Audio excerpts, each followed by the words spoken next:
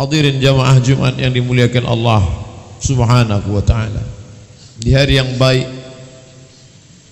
Sayyidul Ayyam, induk dari segala hari, di bulan yang mulia, Sayyidus Syuhur, induk dari segala bulan, yang kita ikuti pula syariat para nabi, tapi ada yang paling mulia diangkat Allah, Sayyidul Anbiya wal Mursalin.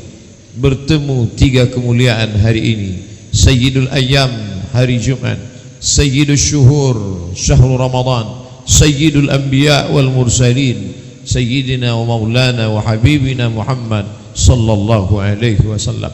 Berapa banyak orang-orang yang hari ini ingin hidup bersama dengan kita, tapi kemarin Allah Ta'ala mencatatkan, menuliskan baginya sesuatu yang lebih cepat daripada keinginan. Di kulli ummatin ajal, setiap manusia sampai ajalnya. Idza jaa ajaluhum, kalau ajal itu tiba, la yastakhiruna sa'atan, tidak dapat ditunda walau sesaat, wala yastaqdimun, tidak pula dapat ditunda, dipercepat walaupun sesaat. Kematian siapapun orangnya pasti akan tiba juga. Masalah banyak orang yang siap mati, itu biasa, tapi yang sangat dipentingkan adalah siap menjalani hidup apapun yang terjadi. Ajaban li amril mu'min, orang beriman itu mengagumkan, kata Allah, mengagumkan kata Rasulullah sallallahu alaihi wasallam, in asabathu sarra, kalau yang datang itu menyenangkan hatinya, anak yang lucu-lucu, istri yang salihah, rumah yang besar, kendaraan yang mewah, megah, harta melimpah, dia bersyukur kepada Allah, syakar, dia bersyukur, kana khairan lahu, itu baik baginya, dan Allah akan membalas, la in syakartum, kalau kau bersyukur, la azidannakum. In asabathu dharra, kalau yang datang menyusahkan hatinya, penyakit berkepanjangan tak kunjung sembuh, kemiskinan, susah melarat, hilang, terbakar, cacat, sabar, dan dia bersabar, kana khairan lahu, itu pun baik juga baginya, karena di antara syukur dan sabar dia terbang menuju hadirat Allah Subhanahu wa ta'ala. Bila dia bersabar, maka dia dapat balasan yang lebih hebat daripada syukur. Innama yuwaffas sabiruna ajrahum bighairi hisab, orang yang sabar akan mendapatkan balasan bighairi hisab, tanpa ada yang dapat mampu menghitungnya, hanya Allah saja yang dapat memberikan balasan kepadanya. Menjalani hidup yang singkat, ada yang menganggap beramal paling baik adalah puasa, ada yang menganggap beramal paling mulia adalah haji, ada yang berpikiran beramal paling agung adalah berzikir, ada pula yang mengatakan mengkhatamkan Al-Quran. Tidak ada yang lebih baik daripada amal ikhlas kepada Allah Subhanahu wa ta'ala. Silakan khatamkan Al-Quran karena Allah, silakan berpuasa karena Allah, silakan melaksanakan salat sunat karena Allah, karena semua itu akan menolong turunnya rahmat Allah Subhanahu wa ta'ala. Namun yang paling penting digarisbawahi, la yudkhilal jannata ahadakum amaluhu, kalian tak masuk surga karena amalmu. Kau masuk surga bukan karena khatam Quranmu, kau masuk surga bukan karena puasamu, kau masuk surga bukan karena infak, zakat, sedekahmu. Betapa engkau tidak sadar diri, tahu diuntung ingin menebus surga Allah hanya karena bacaan Quranmu. Kau ingin menebus surga Allah hanya karena dengan tetesan darahmu. Wala anta ya Rasulullah, engkau pun tidak masuk surga karena amalmu. Wala ana, aku pun tak masuk surga karena amalku. Illa ayyataghammadani Allahu bi rahmatih, melainkan karena rahmat Allah Subhanahu wa ta'ala. Bacalah Quran, karena dengan membaca Quran akan turun rahmat Allah, mendengarkan bacaan Quran akan datang rahmat Allah. Wa idza quri'al Quran, kalau Quran dibacakan, fastami'u, dengar baik-baik, wa ansitu, diam, la'allakum tur'amun, kamu mendapat rahmat Allah. Mengapa salat? Salat meminta rahmat Allah, Rabbighfirli, ampunkan aku, warhamni, rahmati aku. Mengapa banyak bersedekah?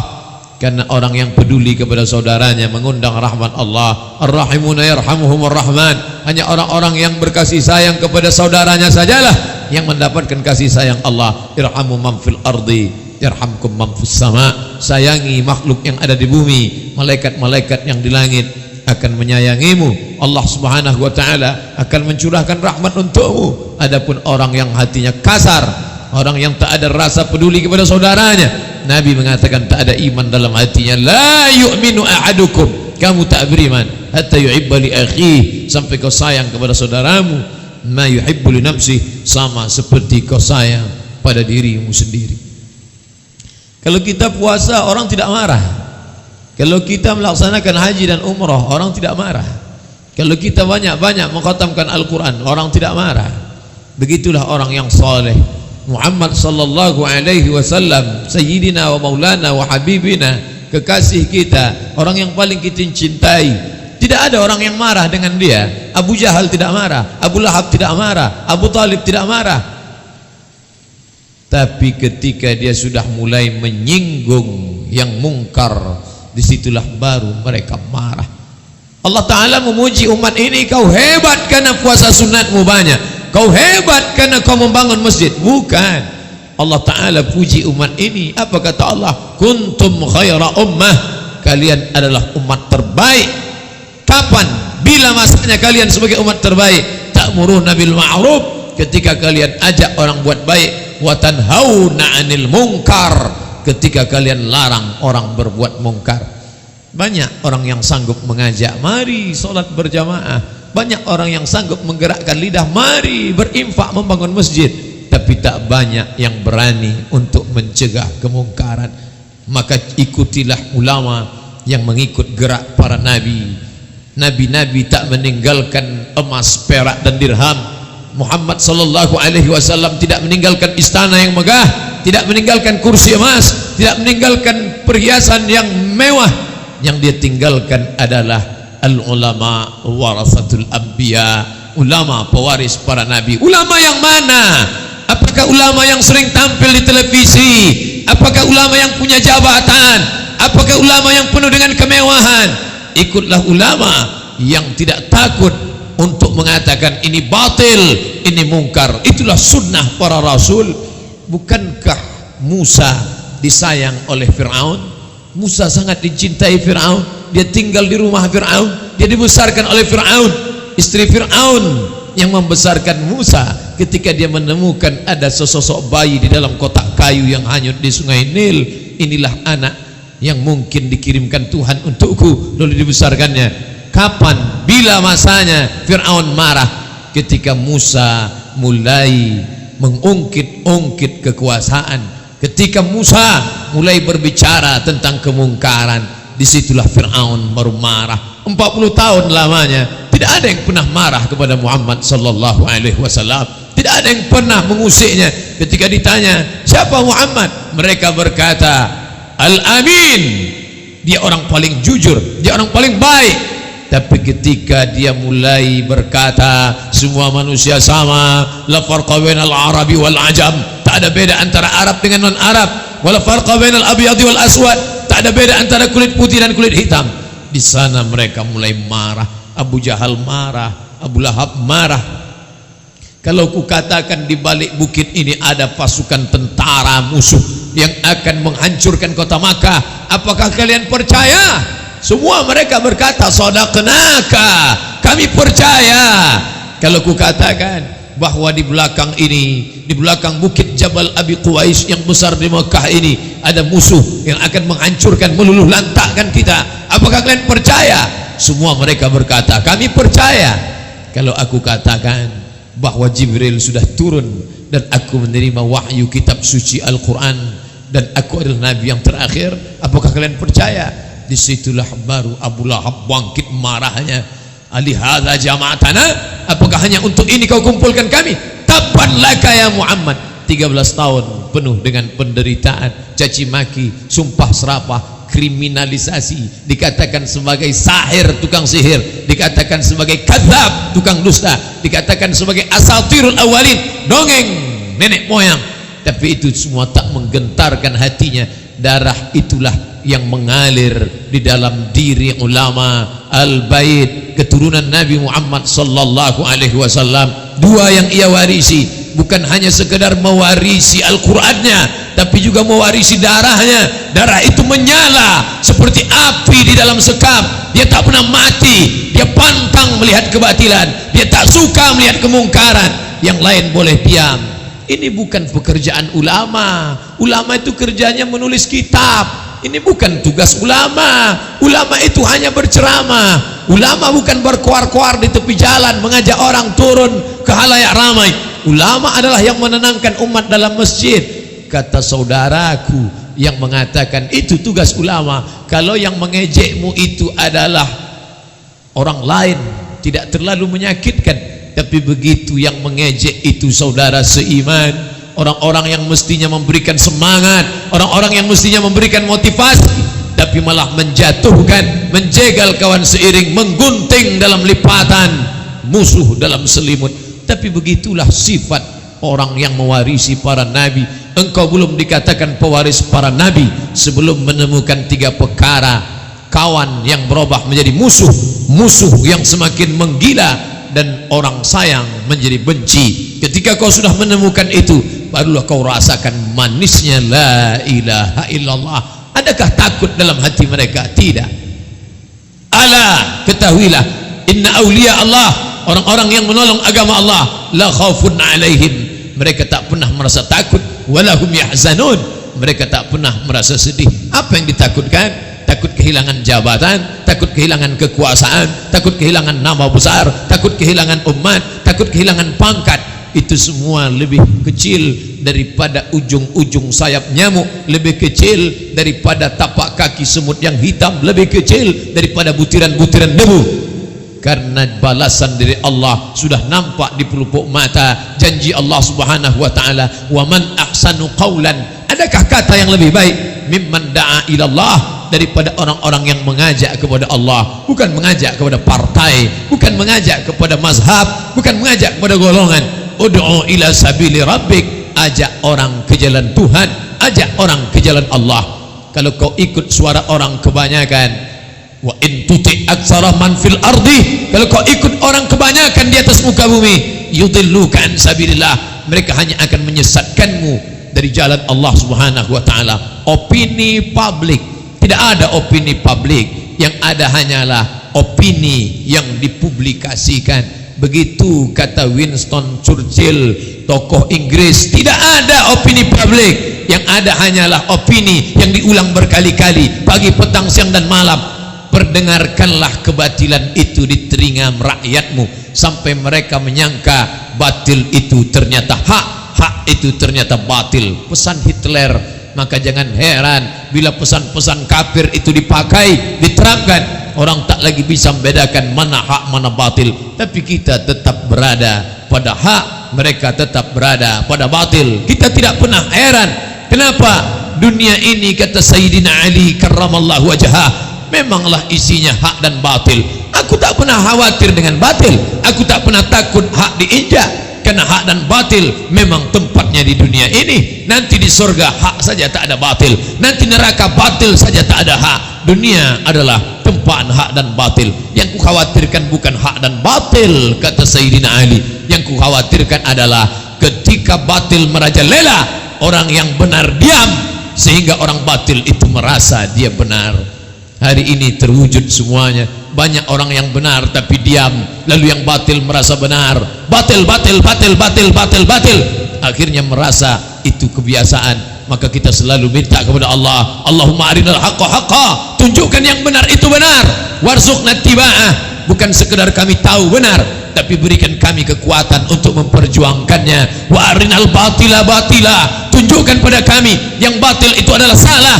Warzuqna ijtinabah, tunjukkan pada kami yang batil itu salah, tapi bukan sekedar kami tahu dia salah, tapi berikan kami kekuatan untuk menjauhinya. Dulu semua mengatakan Tengku Umar itu penjahat, dulu semua mengatakan Sultan Nuku itu jahat, dulu mengatakan Sultan Hasanuddin itu pemberontak, dulu semua mengatakan Imam Bonjol pelawan, dulu semua mengatakan Pangeran Diponegoro adalah orang yang melawan kekuasaan.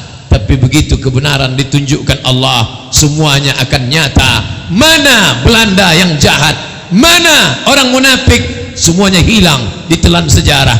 Hari ini orang masih mengenang gambar foto mereka, ditulis dengan tinta emas di dinding-dinding sekolah. Anak-anak sekolah tahu inilah Sultan Hasanuddin, inilah Tengku Umar, inilah Pangeran Diponegoro, inilah ulama-ulama kami yang meneriakkan Allahu Akbar untuk negeri ini. Amma sabadu fayadhabu jufa'a, yang sampah akan hilang, tapi yang bermanfaat amma ma yanfa'un nasa fayamkusu fil ard, yang bermanfaat akan tetap tegak di atas muka bumi Allah Subhanahu wa taala. Hari berganti musim berubah, hari berganti musim berubah, hari berganti musim berubah, tempatnya itu juga, isi dunia pun itu juga, nama saja yang berganti, hari saja yang berubah, tapi hak dan batil tinggal lagi kita memilih apakah engkau ikut hak atau engkau ikut batil. Yang paling menyedihkan adalah ketika hak itu sudah jelas tampak dan batil itu pun nyata, orang masih juga lagi bingung mana yang hak, mana yang batil.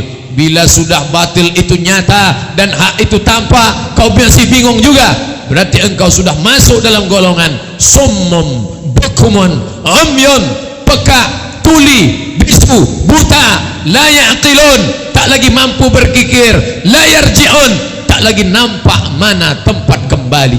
Yang pertama kali buta bukan mata, yang buta itu adalah hati. Khatamallahu ala qulubihim. Setelah hati buta, wa ala sam'ihim, telinga tersumbat. Setelah telinga tersumbat, wa ala absarihim ghishawah, matamu ditutup oleh selaput.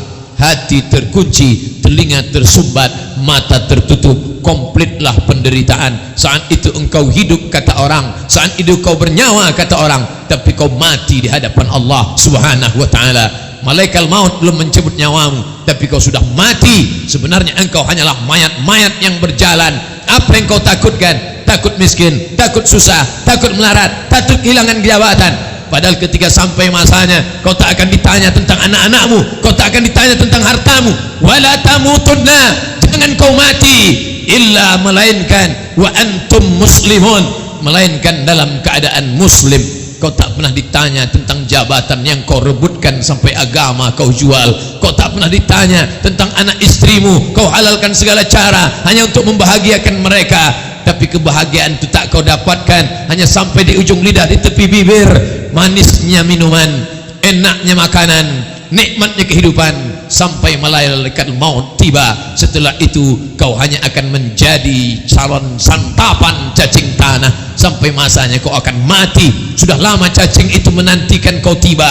Akhirnya kau datang juga, dan kau akan menjadi santapan mereka. Matamu menghitam, membusuk, perutmu meletup, perutmu akan membusuk, usus-ususmu akan dimakan.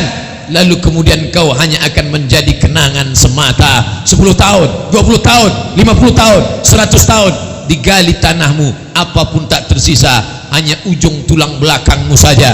Itu yang akan ditunjuk oleh Allah Subhanahu wa taala dengan satu kata, innama amruhu idza arada syai'an ayyaqula lahu kun fayakun. Kau akan hidup, kau akan tegak di hadapan Allah. Kalau kau menjadi binatang, kau akan bangkit menjadi binatang. Tapi setelah itu Allah akan katakan kepada engkau, kunu turaban, jadilah kau menjadi tanah. Maka semua binatang berubah menjadi tanah. Saat itu apa kata orang kafir? Wa yaqulul kafiru, orang kafir akan berkata, ya laitani kuntu turaba, andai aku menjadi tanah, andai aku dulu binatang, tentu hari ini aku akan menjadi tanah. Tapi kau bukan binatang, kau pernah menerima amanah, lalu kau sia-siakan, maka kau akan dituntut di hadapan Allah Subhanahu wa taala. La tus'alunna yauma idzin 'anil na'im. Semua nikmat yang pernah diberikan Allah dulu, kau pura-pura tidak tahu kebenaran. Kau diam ketika kebenaran diinjak-injak. Kau diam ketika yang menyuarakan kebenaran dihina, dilecehkan, diremehkan. Kau diam. Apa kata Abu Ali Ad-Daqaq? As-sakitu 'anil 'aq. Orang yang diam ketika kebenaran diinjak, syaitan akhras, setan bisu. Imam Nawawi mengutip pendapat itu dalam kitab Al-Minhaj Syarah Sahih Muslim Ibn Al-Hajjaj. Kalau kau tak sanggup berbicara, paling tidak jangan kau ikut menggonggong bersama anjing-anjing kilabun nar hanya untuk menyuarakan suara kekafiran. Paling tidak kau diam, lawan dengan hatimu. Man ra'a minkum mungkaran, kalau kau melihat kemungkaran bisa kau tunjukkan yang itu batil, maka kau tolong agama Allah ini dengan tanganmu. Falyughayyirhu biyadihi. Aku tak sanggup menolong, aku takut dipecat, aku takut dilepaskan, aku takut tidak makan, aku takut anak istriku tidak hidup. Kalau kau masih takut, falyughayyirhu biyadihi, tak sanggup dengan tangan, fabilisani, pakai lidahmu. Tolong agama Allah dengan lidahmu, tolong orang-orang yang menyuarakan kebenaran dengan lidahmu. Kalau dengan lidah pun kau tak sanggup, fabiqalbi, dengan hatimu kau tahan, kau tahan, jangan kau ikut-ikutan, karena sampai masanya kau tak akan tahan menahankan azab Allah Subhanahu wa taala. Al-yawma nakhtimu ala afwahihim, hari itu mulut terkunci, wa tukallimuna aydihim, tangan akan bicara, wa tashhadu arjuluhum, kaki akan bersaksi. Apa yang akan dibicarakan tangan, apa yang akan disaksikan kaki, bima kanu yaksibun, siapa yang akan menolongmu? Mana atasanmu yang dulu yang kau bangga-banggakan? Mana hartamu yang dulu kau takut melawan hanya karena materi untuk anak istrimu? Tapi hari ini mereka semuanya lari. Hari ini semuanya lari. Yauma yafirrul mar'u min akhi, saat itu semuanya lari dari saudara kandungnya. Wa ummihi wa abi, saat itu lari dari ibunya. Wa abi, ayahnya. Wa bani, anak-anaknya. Likulli imrihim minhum yauma idzin sya'nun yughnih. Hari itu semuanya sibuk mempertanggungjawabkan urusan masing-masing. Isma syi'ta, hidup sesuka hatimu, cara apapun yang kau mau pakai silakan. Fa innaka mayyit, tapi ingat kau akan jadi mayat, kau akan mati, kau akan menghadap Allah Subhanahu wa taala. Barakallahu li wa lakum fil Qur'anil azim wa nafa'ani wa iyyakum bima fihi minal ayati wa dzikril hakim wa taqabbala minni wa minkum tilawatahu innahu huwal ghafurur rahim.